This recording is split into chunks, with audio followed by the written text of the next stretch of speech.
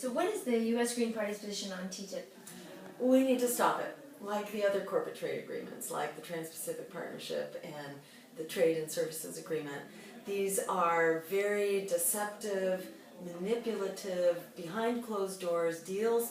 These are really corporate trade agreements that are very harmful for the environment, very harmful for workers,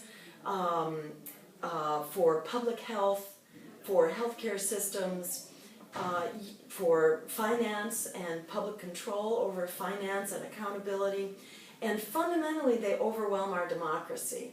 They establish a higher authority in the form of corporate tribunals that can challenge our laws and our regulations that we have democratically enacted in order to protect ourselves. So they basically undermine the very notion of democracy and national sovereignty.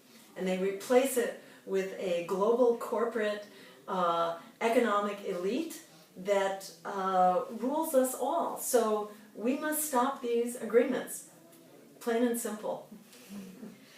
And how do you imagine the campaigns for and against TTIP will go in the U.S. in the next coming months or year? In the U.S., TTIP and TTP are very much joined at the hip. TPP is peaking right now, and we're basically on the clock right now, and there are only a certain number of days that Congress can consider it, and it has just been publicly revealed. So there's a lot of focus right now on TPP, but with the understanding that we will soon be doing the same thing with TTIP as well. And right now we're preparing for actions in Washington, D.C. And I think we need to fight this with phone calls, with visits to legislators, and with direct actions as needed to stop it. This is a grave threat to our values, to everything that that we hold dear as a society, and to the basic foundation of democracy. We cannot let this proceed.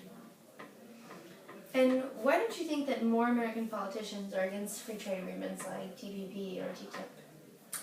They should be. I mean, it's hard to understand why anyone who supports this is not guilty of, fundamentally betraying their country. Why this is not considered an act of treason, to essentially hand over national sovereignty to a multinational corporation, I don't understand whatsoever. And I think we should be running not only candidates against people, any elected official who supports this, or even recall campaigns to take them out of office early. I think they have really betrayed their electorate and the country if they're supporting this.